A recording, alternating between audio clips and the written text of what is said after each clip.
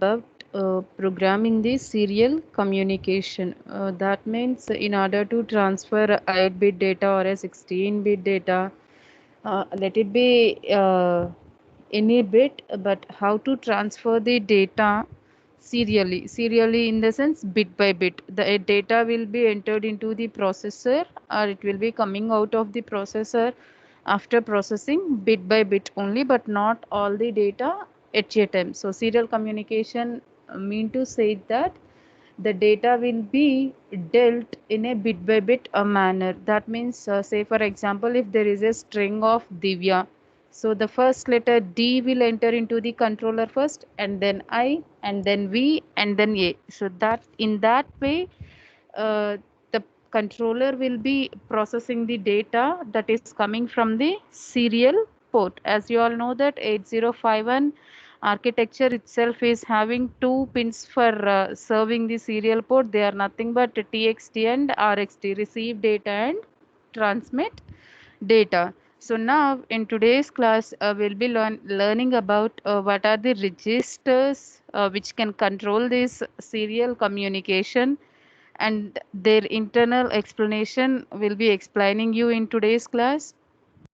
And in next class, we'll see how to write the program to transfer 8-bit data or a 16-bit data. So the programs related to serial communication that we can discuss in the coming classes. So in today's class, you learn the registers which are helpful for programming the serial communication. So moving on to the topic. So here SBUF is a register. SBUF is nothing but serial port buffer. SBUF means serial port buffer. You all know what is buffer means. Whatever the input that you will be giving to the buffer, the same will come out as an output. That is the functioning of a buffer.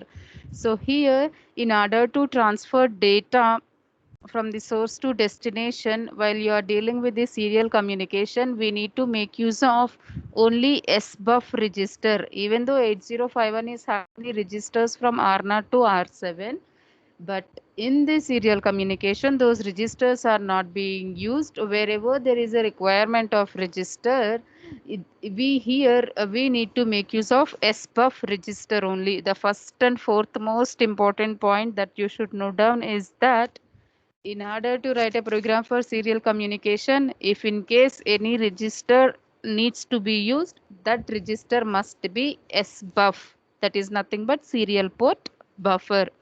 So this serial port buffer, this particular register SBUF is used for reading the data as well as it is used for writing the data. That means it can be used as a source register or it can also be used as a destination register also. And another important thing is that the registers which are helpful to control the serial communication are two registers. One is the SCON register and another one is the PCON register. SCON register and PCON registers, these two registers knowledge is very important to write the program for serial communication of 8051 microcontroller. What exactly the functioning of SCON? SCON is nothing but serial communication controller, or you can also call it as a serial port control register. I'm repeating, SCON can be serial port control register. That means SCON register will mainly deal with the data communication. That means whether the data is operating in which mode. Just like timers, how the timers can be operated in four modes. In a same way, the serial port will also be operated in four modes. So the mode of operation is going to be defined by the SCON register, in which mode the serial port should act for receiving and for transmitting the data. So the mode selection is going to be decided by SCON register. Then what about PCON register? PCON register is nothing but power mode control register. PCON stands for power mode control register. So what is it going to deal with? So this PCON register, as the name itself says, if the controller is not in use, that means it is turned on, but still if no one is using the controller, Then by making use of this PCON register, you can turn your controller into the power saving mode. I think you all know what exactly the power saving mode is. If you Whenever you are working with a computer or a laptop, if you are not touching your keyboard for more than 5 or 10 minutes, then it will be moving on to the power saving mode. That means in that scenario, when it is in power saving mode, the battery is going to be saved, it won't be discharged. So in a similar way, if controller is not in use even though it is turned on, then in that scenario, in order to save the power, the controller can be pushed on to the power saving mode. So who will do that? PCON register will move that. And another thing with PCON register is that PCON register will also push the controller to be in ideal mode. The same case, if it is not in use, if it is not in use, then it will be moved on to the power saving mode and it will be moved on to the ideal mode. So these two functions are being controlled by the PCON register. And another very important functioning of this PCON register is that it can modify the baud rate also. It can modify the baud rate. By listening the word baud rate, you no need to worry what is this baud rate is, because baud rate is not a new thing for us. Baud rate is nothing but bit rate. Baud rate is nothing but bit rate. In communication subjects, we'll be calling it as a bit rate, and here we are calling it as a baud rate. Even though the terminology is different, the concept is same. What is this baud rate? Baud rate or the bit rate is nothing but how many bits are being transmitted or how many bits are being received per second, within a second of time. What is how much amount of data is being communicated? That is nothing but the baud rate. Whether 8 bits are transmitted or 16 bits are transmitted or 32 bits are transmitted, how much of data is being communicated, whether it is transmitted or received. Instead of using transmitted or received, we can use communicated. How much of data is being communicated to the destination within a second, that is nothing but the baud rate. So SCON register will define one baud rate, and that baud rate can be modified by the PCON register. And next thing is that, as I told you, SCON register will help us to select the mode, and PCON register will help to push the controller into the power saving mode, to push the controller into the ideal mode, and to modify the baud rate also. And now we'll move on to those two registers in depth. Moving on to the SCON register. As I have told you, SCON stands for Serial Port Control Register. SCON stands for Serial Port Control Register, and here SCON is a 8-bit register. SCON is a 8-bit register, and it is bit addressable. SCON register is bit addressable. That means it's not mandatory make use of all the 8 bits. Whatever the bit that you want to use, you can use it by naming SCON.1, SCON.2, SCON.3, SCON.4. That means bit addressable. You can even make use of all the bits at a time, or you can make use of single bit, whichever is required for you. So it is a bit addressable as well as it is also byte addressable based on the application. And next thing is that, if you look into the each and every bits of this SCON register, I'll be explaining from last to the first. So SM0 means serial port mode 0. SM0 means serial port mode 0. SM1 means serial port mode 1.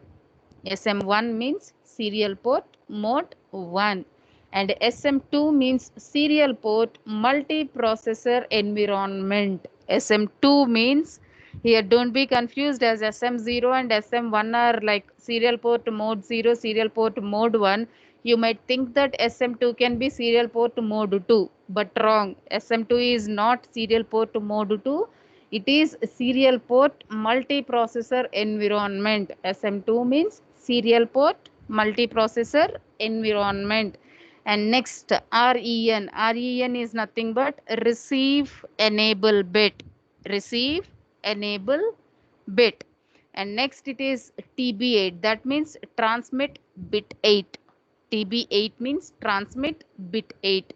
And in a similar way, RP8, receive bit 8, transmit bit 8 and receive bit 8. And next is TI, that is nothing but transmit interrupt flag. TI is transmit interrupt flag, and whereas RI is receive interrupt flag. RI is receive interrupt flag. So these are the abbreviations for the bits, and now we'll look into the functions. As I have told you, serial port can also have four modes of operation. Serial port will also have four modes of operations. And in which mode the serial port has to operate? In which mode serial port has to operate? That is being decided by bit 7 and bit 6. That is being decided by bit 7 and bit 6. That means at a time, by giving the values to SM0 and SM1, you can come to know in which port the serial port can be operated. See here, if SM0 and SM1 is 00, that indicates that serial port is in mode 0. For 01 it will be in mode 1, and for 10 it will be in mode 2, and for 11 it will be in mode 3. So based on the two values that you are providing for the bit number 7 and the bit number 6, the combination of bit number 7 and bit number 6 will give you an information of mode. And what will be the baud rate for each and every mode? If serial port is in mode 0, if serial port is in mode 0, then baud rate is going to be f by 12. Then baud rate is going to be f by 12. So here what is f? F is nothing but frequency of oscillations. F is nothing but frequency of oscillations, whereas its value is nearly approximated to 11.09 kilohertz. F can be 11.098 kilohertz. So if you know the frequency, then you can calculate the baud rate in mode 0. And next, if you are operating in mode 1, if serial port is being operated in mode 1, then the baud rate is going to be varied. That means just like for mode 0, we have a fixed baud rate of f by 12. But for mode 1, the baud rate is not fixed, it is variable. Then how to calculate baud rate for this mode 1?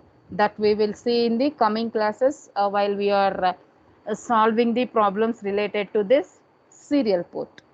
As of now, you just remember that on mode 1, whenever serial port is being operated in mode 1, then the baud rate is not fixed and is going to be varied. And next is that if it is operated in mode 2, if serial port is operated in mode 2, then that indicates that baud rate is equals to f by 32. It indicates that the baud rate is going to be f by 32, or it can be f by 64. It can be f by 32 or f by 64. Similarly, if serial port is operating in mode 3, then baud rate is again going to be variable. So here for mode 1 and for mode 3, the baud rate is not a fixed one and it is going to be varied. So how to calculate that variable baud rate, that I'll explain in the coming classes.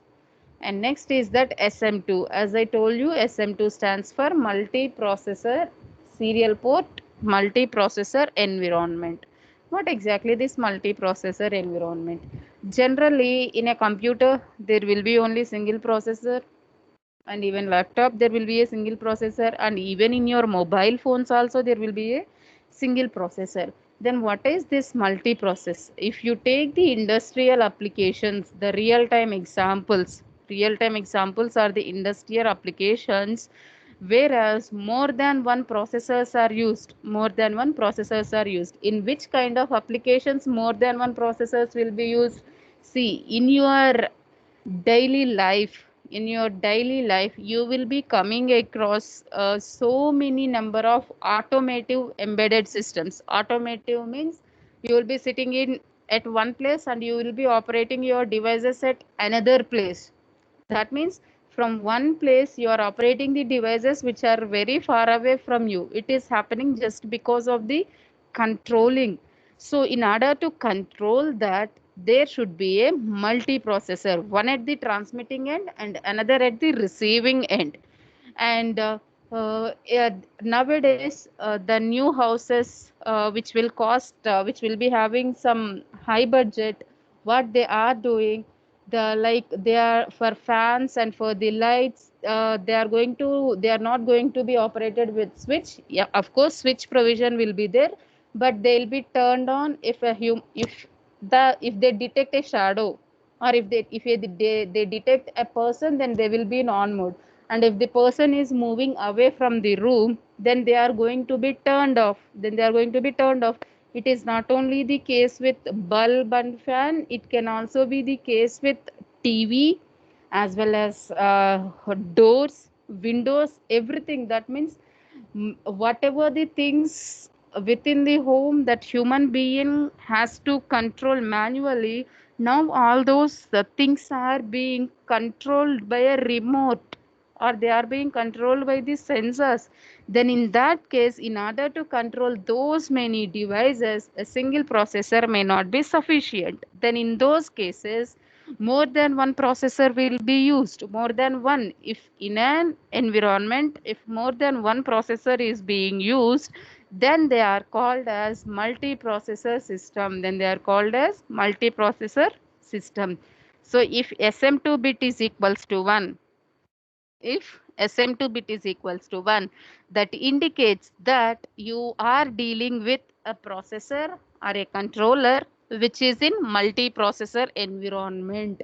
That means you are dealing with a controller which will be working along with some other controller or the processor. That is the meaning of multiprocessor environment. And the next bit is REN. REN stands for receive enable bit. So if this bit is equals to 1, then that indicates that serial port is ready to receive the data. If REN is equals to 1, that indicates that serial port is ready to receive the data from the controller. TB8 and RB8.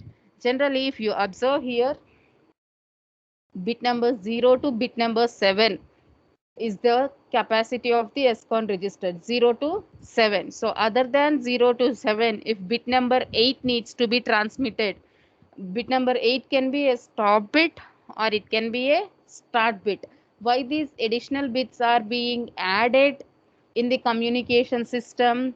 The reason is that to protect the data, that means, say for example, you are transmitting 8 ones, that means D0 to D7, all the values are ones only. This is, assume that it is a highly confidential data, and this needs to be given to some destination. So as it is a serial communication, it has to go one by one bit, and in middle, before it reaches to the destination, if this data is being theft, that is nothing but we call it as a hacking, right? So if it is being theft, then if we are sending only the 8 bits 0 to 7, if you are sending only 0 to 7, they will be receiving only those bits of data, and they will come to know what is present in your register, if and your register is having 11111 like that, D0 to D7, all ones are there, so they can easily understand that that is your real data, and they can do whatever they want to do. They may change, they may alter that data, and they may put the data in this particular register. But instead of sending the data alone, if you can add more number of bits, either at the starting or at the ending or at both the sides, so when this data is being hacked, what do they receive? They'll be receiving more than D0 to D7. So in that scenario, they might be confused which bit needs to be removed, because they will be knowing that it is a 8 bit data. That means D0 to D7 will be the original value. But along with these D0 to D7, if you are sending more number of bits, then they'll be confused. Out of, they'll be receiving 9 to 10 bits. If you are adding one stop bit and one start bit, along with D0 to D7, D8, D9, D0 to D9 means totally 10 bits they will receive. Then how can they come to know which bits are the original data? They don't know. Who will know that? That will be known only to the transmitter and only to the receiver. So in that way, in order to protect the data, we can add a stop bit and a start bit before to the register or after the register. So if TB8 is equals to 1, if TB8 is equals to 1, then that indicates that along with your D0 to D7, you are sending one extra bit, you are transmitting one extra bit. And in a similar way, RB8, if if the received data contains extra bit than D0 to D7, if the received data contains extra bit other than D0 to D7, then in that scenarios RB8 is going to be 1. And next, moving on to TI and RA, that is nothing but transmit interrupt flag and receive interrupt flag. So this is also for protection only, data protection only. You can transmit a flag bit along with your original data. And in a similar way, when you transmit a flag bit, then the receiver will also receive the flag bit. So if TI is equals to 1, that indicates that you are transmitting a flag bit instead of transmitting a stop bit and a start bit, or including a stop bit and a stop bit. You start and stop bits, you will be transmitting one interrupt flag. And in a similar way, if receiver is receiving one interrupt flag, if receiver is receiving interrupt flag bit, then in those scenarios the D0 bit is going to be 1. So this is what all about the SCON register. So SCON register will help us to provide to protect our data. And while you are adding those start bits and stop bits, how to add them, that information will we will come to know while we are discussing about the problems. This is what about the SCON register. And next, moving on to the PCON register. The next thing is that PCON register. As I have already explained you, PCON is nothing but power mode control register. Power mode control register, and it is also of 8-bit register. PCON register is also of 8-bit register. And very important point with this PCON register is that PCON is not bit addressable. PCON is not bit addressable. That means it is very similar to T-mode register, whereas T-mode register is also not a bit addressable. All the 8 bits should have a value. Even though you want to make use of only one bit, along with that particular bit which you are using, the remaining all the bits should be written as zeros, and that entire 8-bit of data needs to be used in your program. That is what the meaning of byte addressable. So PCON is a byte addressable, whereas SCON can be both bit and byte addressable. If you want to make use of a single bit, you can make use, and if you want to use all the bits in your program, then it's fine with SCON register. But coming to the PCON register, whether you are using single bit or 2 bits, all the bits needs to be used. I mean, all the bits needs to be have the value. Whatever bits you are using, based on your application, you will set or reset those values. If you are not making use of the other bits, then all the other bits needs to become 0. Sorry for that, ma. So moving on to in-depth explanation of each and every bit.